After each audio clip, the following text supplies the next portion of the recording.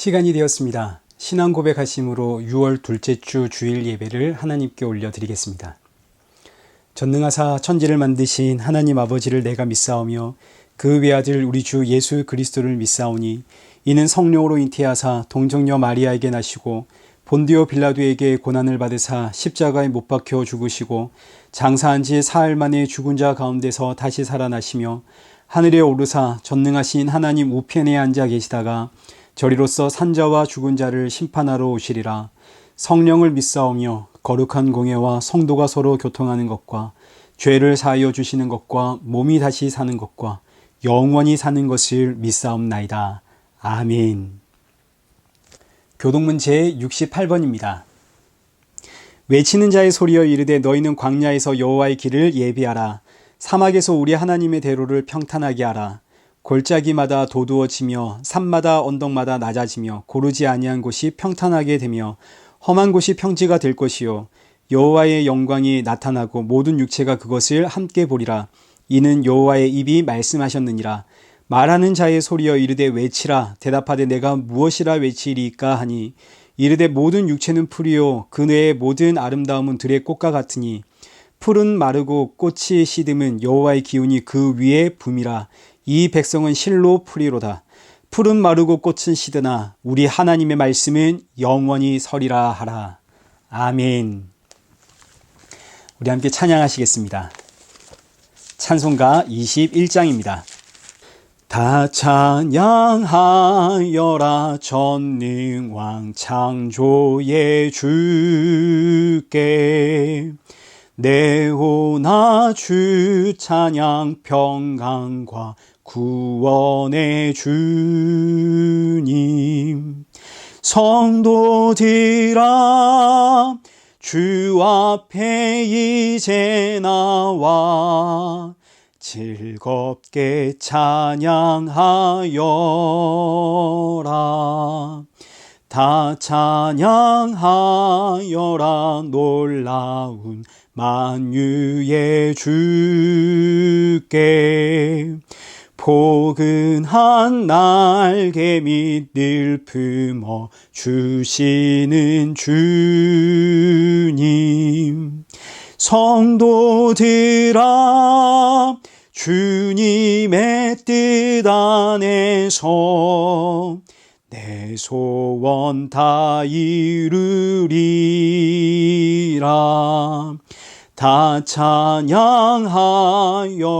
온몸과 마음을 바쳐 이 세상 만물이 주 앞에 다 나와 찬양 성도들아 기쁘게 소리 높여 영원히 찬양하여라.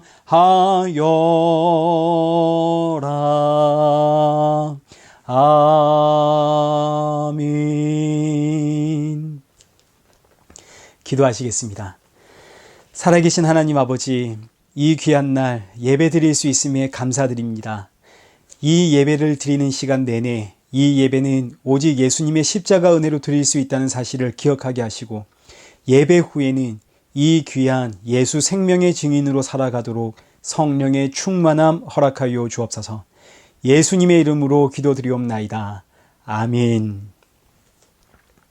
성경 봉독하겠습니다. 오늘 보실 하나님의 말씀인 사도행전 17장 1절부터 15절입니다. 함께 봉독하시기는 사도행전 17장 1절에서 3절까지만 우리 함께 한 목소리로 읽겠습니다. 그들이 암비볼리와 아볼로니가로 다녀가 데살로니가에 이르니 거기 유대인의 회당이 있는지라.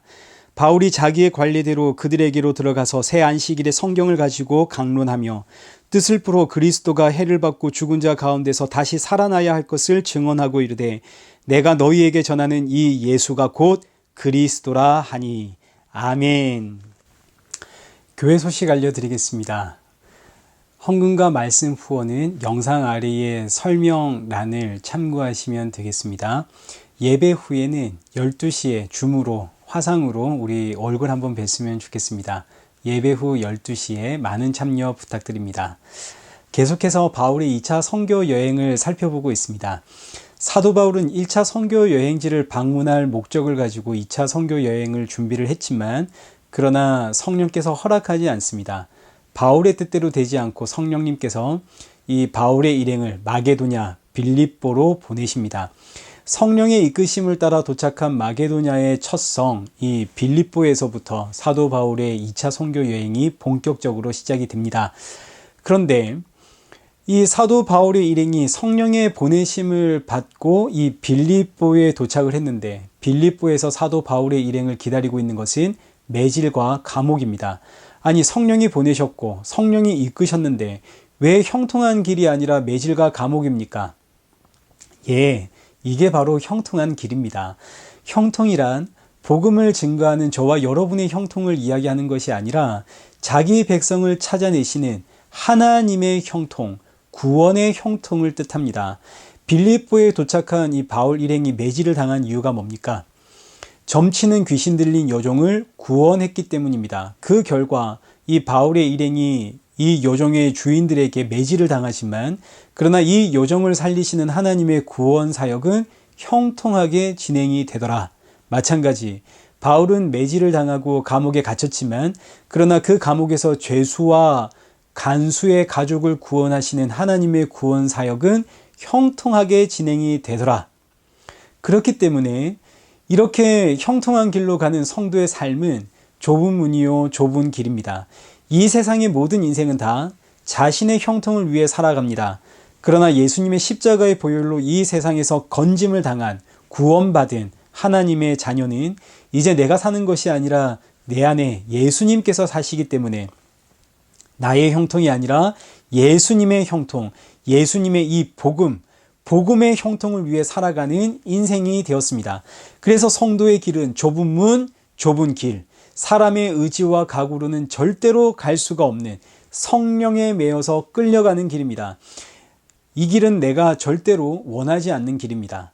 그러나 놀랍게도 이 길에서는 원망과 불평이 나와야 하는데 끌려간다면, 내가 원하지 않는다면 원망과 불평이 나와야 하는데 놀랍게도 이 바울의 일행은 이 과정에서 원망과 불평하는 것이 아니라 찬송을 합니다.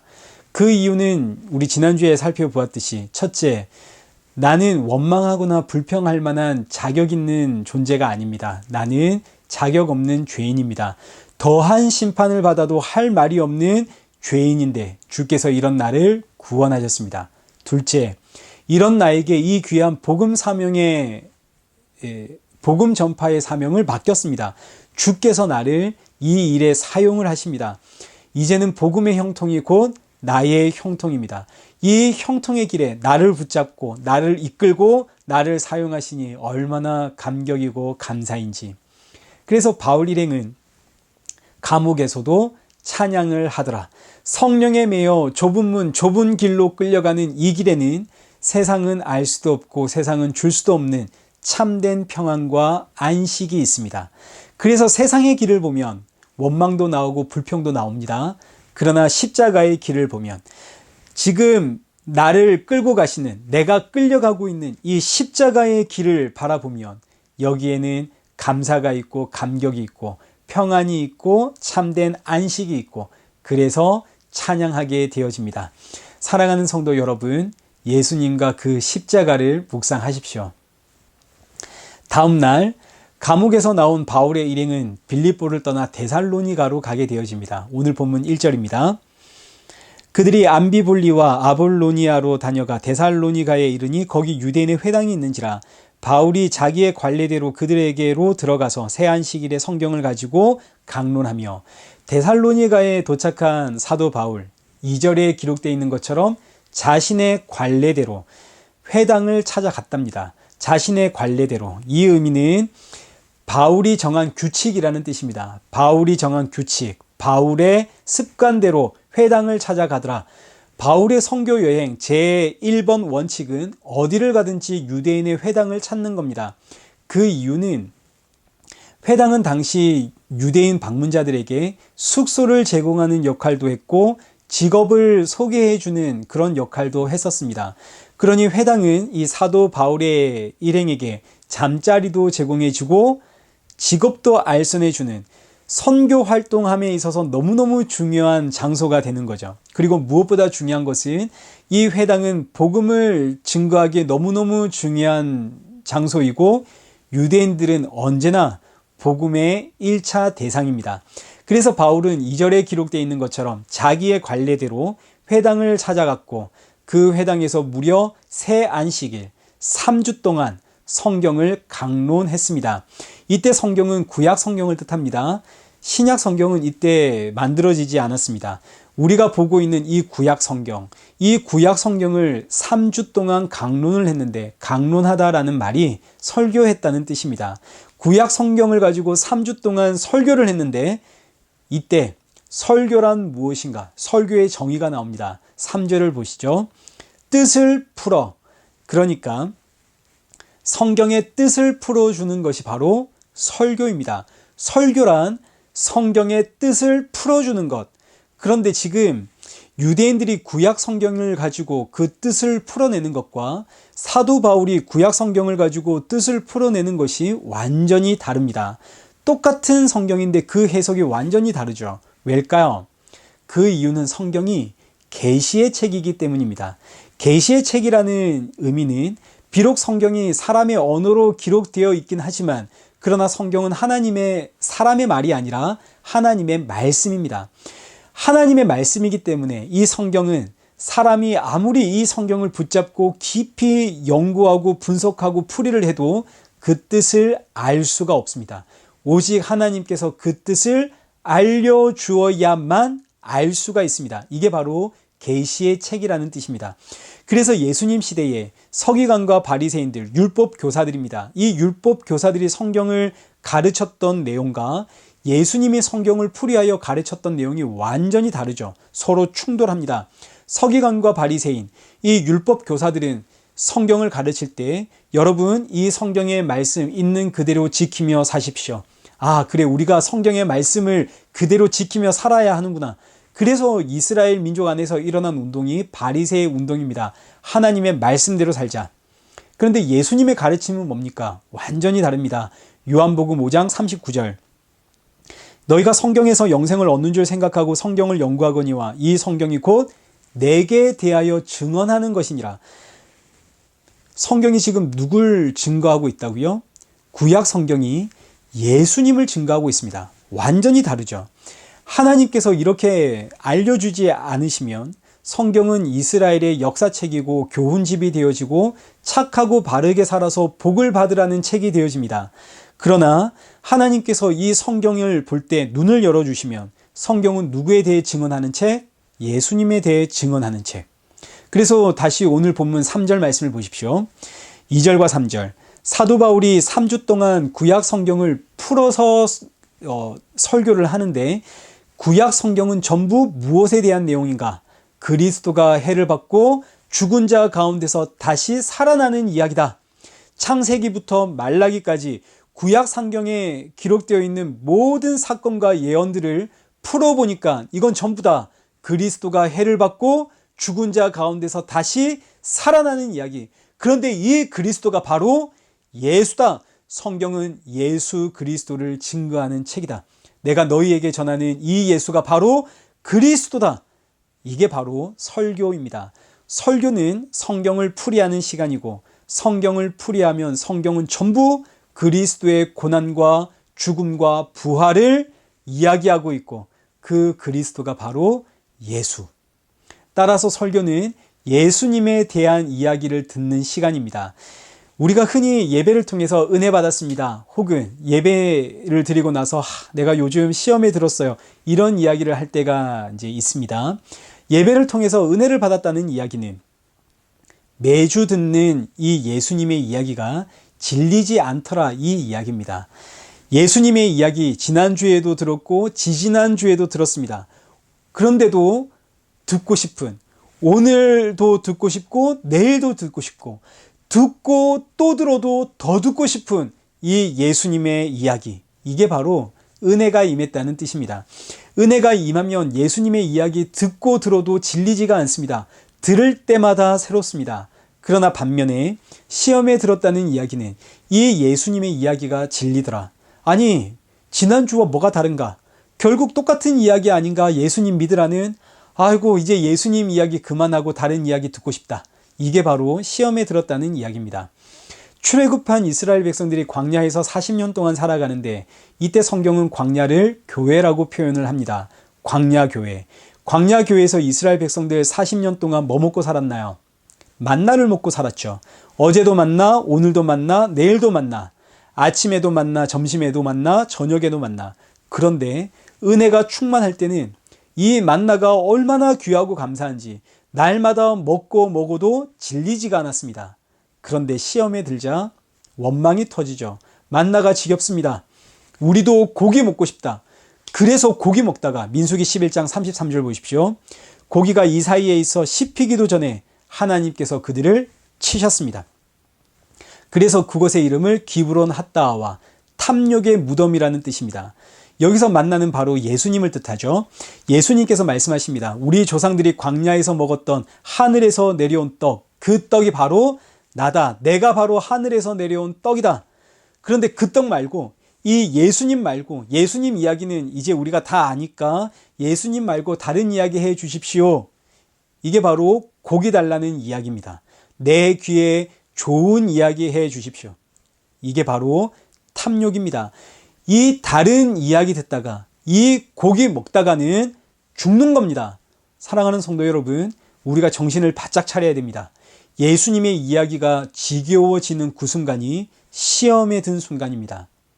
그래서 오늘 본문 2절과 3절 다시 한번 보십시오. 사도 바울이 무려 3주에 걸쳐서 성경을 강론, 설교하는데 무슨 이야기 했습니까?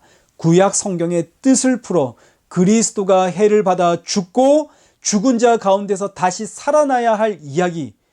이 이야기의 주인공인 그리스도가 바로 내가 전하는 예수다. 사도 바울의 선교 여행을 따라가면서 사도 바울이 외치는 모든 말씀들을 보십시오. 전부 예수님입니다. 빌립보에서는 사도행전 16장 31절 주 예수를 믿으라 그리하면 너와 내 집이 구원을 받으리라. 이 데살로니가에 와서는 17장 3절에 너희에게 전하는 이 예수가 그리스도다. 사도 바울이 이렇게 복음을 증거하자 4절 보십시오. 헬라인의 큰 무리와 적지 않은 귀부인들에게 믿음이 임했습니다. 이것을 후에 사도 바울이 이렇게 기록을 합니다. 데살로니가 전서 2장 13절 우리가 하나님께 끊임없이 감사함은 너희가 우리에게 들은 바 하나님의 말씀을 받을 때에 사람의 말로 받지 아니하고 하나님의 말씀으로 받으니 진실로 그러하도다. 이 말씀이 또한 너희 믿는 자 가운데에서 역사하느니라. 사도 바울이 성경을 통해서 예수님을 증거할 때 데살로니가에 있던 이 성도들은, 이 헬라인들과 귀부인들은 이 말씀을 사람의 말로 듣지 않고 하나님의 말씀으로 받아들었습니다. 어떻게 이럴 수가 있나요? 여기 13절 하반절에 기록되어 있는 것처럼 하나님의 말씀이 그들 가운데 역사했기 때문입니다. 이 의미는 계시가 임했다는 이야기죠. 사도 바울이 복음을 전할 때에 하나님의 계시가 그들의 마음에 임하여 그들의 마음을 열어 이 복음을 하나님의 말씀으로 받아 듣게 하더라. 그래서 이 사도 바울의 복음을 들을 때에 계시가 임하고 눈이 열리니까 성경에서 예수님이 보입니다. 그런데 똑같은 이 복음의 말씀을 들었지만 이 복음으로 인해서 화가 난 사람들이 있습니다. 5절 보십시오. 그러나 유대인들은 시기하여, 하나님을 잘 믿는다고 하는 이 유대인들은 복음을 듣고 사도 바울을 시기했습니다. 아니, 복음을 들었는데 시기하고 질투할 이유가 있습니까? 힌트가 4절에서 나오죠. 사도 바울의 복음을 누가 들었는가? 적지 않은 귀부인들이 들었습니다. 귀부인이라는 말은 쉽게 성공한 여인들을 뜻합니다. 남편이 대단한 권세를 가졌든지 자녀가 대단한 권세를 가지고 있든지 아무튼 이 사회에서 권세를 가지고 있는 성공한 집안의 부인들을 귀부인이라고 불렀습니다. 이 귀부인들이 사도 바울을 따르니까 유대인들이 시기를 하더라. 이들은 지금 죽은 영혼들이 다시 살아나는 이 구원받는 문제에는 관심이 없습니다. 그저 돈 많은 귀부인들이 사도 바울의 일행을 따른다더라. 이거 하나로 시기와 질투가 임했습니다. 그래서 어떻게 했는가? 5절과 6절 말씀을 보십시오. 저자의 어떤 불량한 사람들을 데리고 떼를 지어 성을 소동하게 하여 야손의 집에 침입하여 그들을 백성에게 끌어내려고 찾았으나 발견하지 못하매 야손과 및 형제들을 끌고 읍장들 앞에 가서 소리질러 이르되 천하를 어지럽게 하던 이 사람들이 여기도 이르매. 자, 지금 이 사건은 이 당시의 시대적 배경을 알아야만 우리가 이해할 수 있는 본문의 말씀입니다. 이 당시에는 천하를 어지럽히던 사람들이 있었습니다. 이들은 예수님을 믿는 크리스찬들이 아닙니다. 예수님을 믿는 그리스도인들이 아니지만 이들은 메시아를 증거했던 유대인들입니다. 당시 로마는 황제의 황권 강화를 위해서 황제 숭배 사상을 전달했습니다. 펼쳤습니다. 로마의 시민은 말할 것도 없고 로마의 식민지까지 모든 백성들은 전부 황제를 숭배해야 하는데 이때 목숨을 걸고 황제 숭배를 반대했던 민족들이 있었습니다. 누굴까요? 유대인들입니다. 모든 유대인들이 그렇다고 해서 황제 숭배를 반대했던 건 아닙니다. 적당히 타협하며 살았습니다. 그러나 유대인들 중에서도 유대인들, 골수 유대인들, 메시아 사상을 전하며 유대인들의 자유를 위해 로마와 대항하여 맞서 싸우던 유대 급진 세력들이 있었습니다.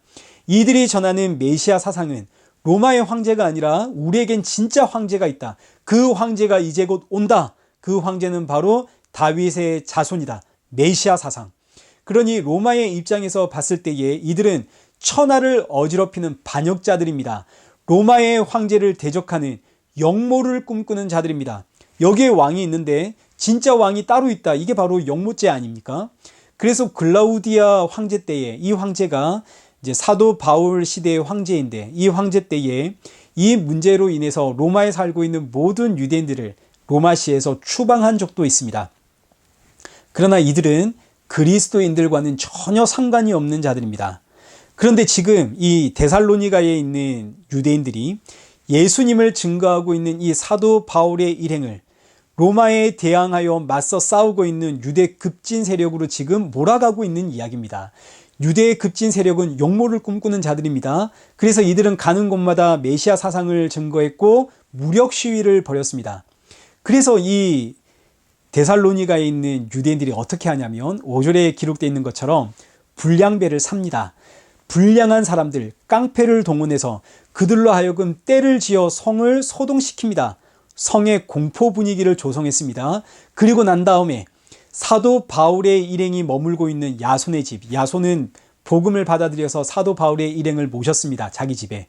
그 집에 쳐들어가서 사도 바울의 일행을 잡으려고 했는데 사도 바울의 일행은 이미 도망가고 없습니다. 그래서 6절에 기록된 것처럼 야손과 그의 형제들을 잡아서 데살로니가를 다스리고 있는 로마의 관리들, 읍장이라 불렀습니다. 그 읍장들에 데려가 고발을 하는 거죠. 6절입니다. 천하를 어지럽게 하던 사람들이 여기에 이르렀는데 이 야손이 그들을 영접했습니다. 이 사람들은 다 가이사의 명을 거절하고 다른 임금 곧 예수라고 하는 이가 있다고 합니다. 라고 고발을 했습니다. 그러니 지금 이 배경이 이제 이해가 되시죠?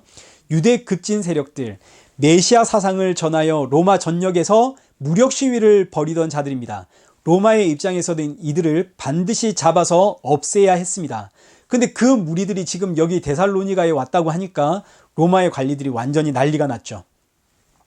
그래서 8절에 기록되어 있는 것처럼 조사를 시작을 했습니다. 그런데 조사를 해본 결과 사도 바울의 일행을 영접한 이 야손과 그의 형제들은 유대인들의 주장처럼 천하를 어지럽히던 그 급진 세력들이 아니었습니다. 이건 알고 보니까 유대인들끼리의 종교적인 문제였습니다. 그러나 지금 저기서 펄쩍펄쩍 뛰고 있는 이 유대인들을 진정시키기 위해서 9절에 기록되어 있는 것처럼 야손과 그 형제들에게 보석금을 받고 그들을 풀어주게 되어집니다. 자, 여러분, 이 사건은 지금 예수님의 십자가 사건을 우리에게 연상시킵니다. 예수님 십자가에 달릴 때 유대인들이 예수님을 고발한 제목이 뭡니까? 역모죄입니다. 우리의 왕은 가이사인데 저 예수가 자기가 왕이라고 합니다. 이거 역모죄 아닙니까? 십자가에 달아 죽이십시오. 이때 본디오 빌라도가 진상조사를 하죠. 진상조사를 해보니까 이 문제는 역모죄에 대한 문제가 아니라 유대인들의 종교적인 문제라는 사실을 알았습니다.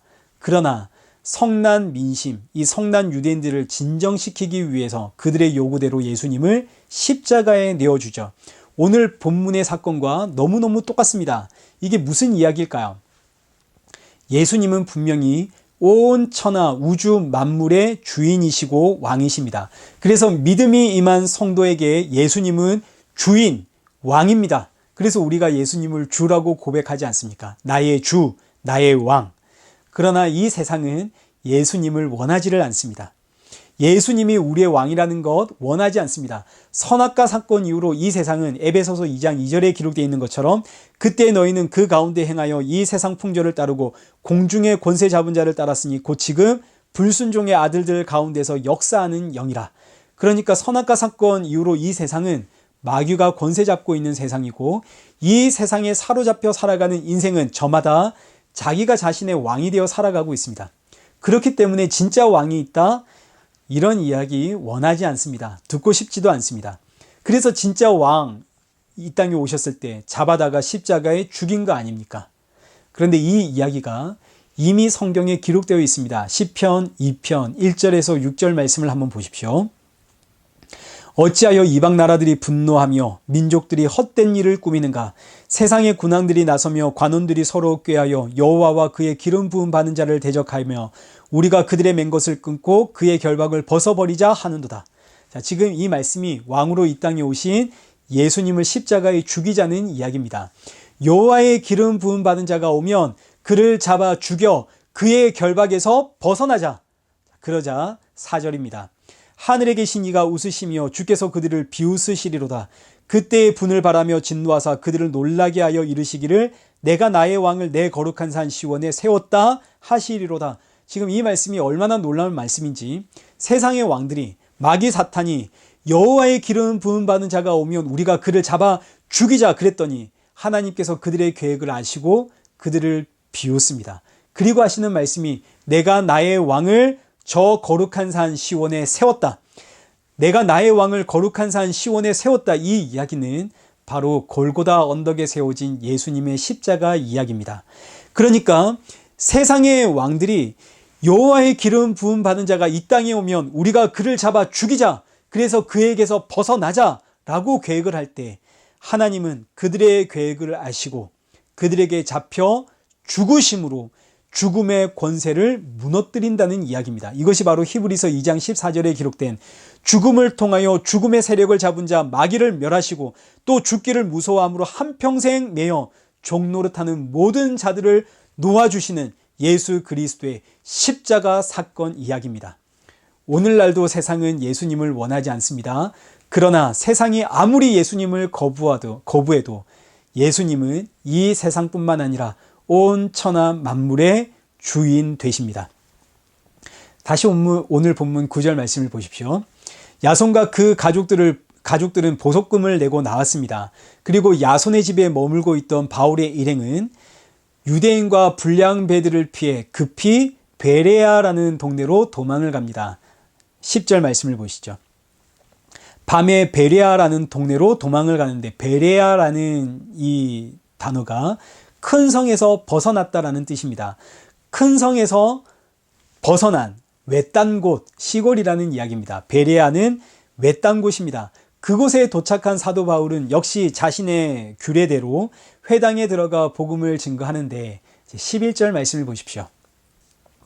베레아에 있는 사람들은 데살로니가에 있는 사람들보다 더 너그러워서 간절한 마음으로 성경을 받고 이것이 그러한가 하여 날마다 성경을 상고하더라.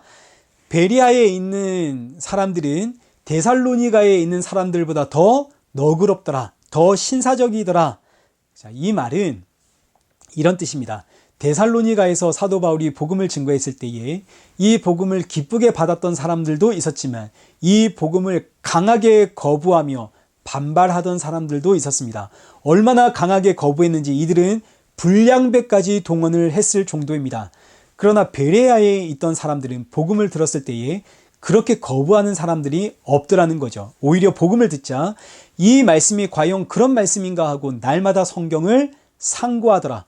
지금 사도 바울이 뭘 증거하고 있습니까? 구약 성경의 뜻을 풀어서 이 구약 성경에 기록되어 있는 모든 사건과 예언이 죽으시고 부활하신 그리스도에 대한 이야기요. 그 그리스도가 바로 예수님이십니다 하고 복음을 증거하고 있습니다. 그랬더니 베레아 사람들은 이게 과연 그 말씀인가? 진짜 성경이 예수님을 증거하고 있는가? 날마다 성경을 깊이 상고하더라. 상고하다라는 단어가 세밀하게 살펴 연구하다라는 뜻입니다. 이 의미는 지금 베레아 성도들에게 하나님의 계시가 임했다는 뜻입니다. 여러분, 성경은 계시의 책입니다. 계시의 책이라는 의미는 성경은 사람이 아무리 세밀하게 관찰하고 연구하고 들고 파도 그렇게 해서 깨달아지는 내용이 아니라는 뜻입니다. 오직 하나님이 열어주셔야만 깨닫게 되는 책이 성경입니다. 베레아 성도들이 성경이 과연 그러한가 하고 말씀을 깊이 상고했다는 의미는 하나님의 계시가 임했다는 뜻입니다. 하나님의 계시가 임하면 눈이 열립니다. 눈이 열리면 성경에서 예수님이 보입니다. 정말 과연 사도 바울이 풀이해 준 것처럼 이 성경은 전부 예수님에 대한 증거의 말씀이구나.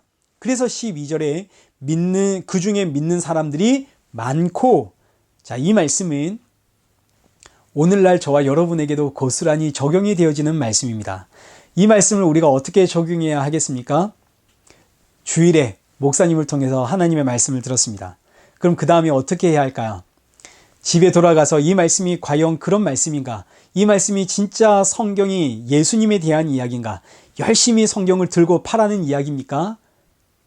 여러분, 집에서 말씀이 과연 그러한가 묵상하십시오, 이런 이야기인가? 아닙니다. 그런 이야기 아닙니다. 성경은 집에 가서 내가 들고 파고 묵상하고 연구한다고 해서 깨달아지는 그런 말씀이 아닙니다. 하나님이 눈을 열어주셔야 되는 겁니다. 눈이 열려야만 성경에서 예수님이 보입니다. 성경에서 예수님이 보이면 얼마나 신나나요? 그래서 성경에서 눈이 열린 성도는 이 성경을 보면서 과연 그러한가 묵상하게 되어집니다. 그러니까 지금 이 말씀은 여러분, 집에 가서 말씀이 그러한가 성경을 들고 파십시오, 지금 이 이야기를 하는 게 아니라, 이 말씀은 하나님 제 눈을 열어주십시오. 다메섹에서 바울의 눈을 여셨던 것처럼, 복음을 들을 때 베레아 사람들의 눈을 여셨던 것처럼 주님 저의 눈을 열어주옵소서. 말씀을 들을 때에 저의 귀를 열어주십시오. 그래서 이 성경을 볼 때마다 예수님 만나게 하여 주옵소서. 지금 오늘 본문이 이 이야기를 우리에게 하고 있는 겁니다. 사도 바울이 데살로니가에 갔습니다. 데살로니가에 도착을 해서 복음을 증거할 때 성경이 말하고자 하는 핵심은 3절입니다. 구약 성경은 예수 그리스도를 증거하고 있다. 그리고 나서 사도 바울이 베레아에 갑니다. 베레아에 도착해서 복음을 증거할 때 성경이 하고자 하는 그 핵심은 사도 바울의 말씀을 듣고 베레아 사람들이 과연 그러한가 날마다 성경을 묵상하더라. 그렇다면 이제 이 말씀이 오늘 저와 여러분에게 어떤 이야기를 하고 있나요? 성경을 통해서 예수를 만나라, 지금 이 이야기를 하고 있는 겁니다. 그러면 성경을 통해서 어떻게 예수를 만날 수 있습니까? 눈이 열려야 됩니다. 하나님이 우리의 눈과 귀를 열어주셔야 됩니다. 그래서 오늘 우리는 이 말씀을 통해서 기도 제목이 하나 생겼습니다. 우리 주님 오실 때까지 우리는 이 기도를 해야 하는 거죠. 어떤 기도입니까? 하나님, 저의 눈과 귀를 열어주시옵소서. 예배를 드릴 때마다, 성경을 볼 때마다 나 같은 죄인을 구원하신 예수 그리스도 만나게 하여 주옵소서.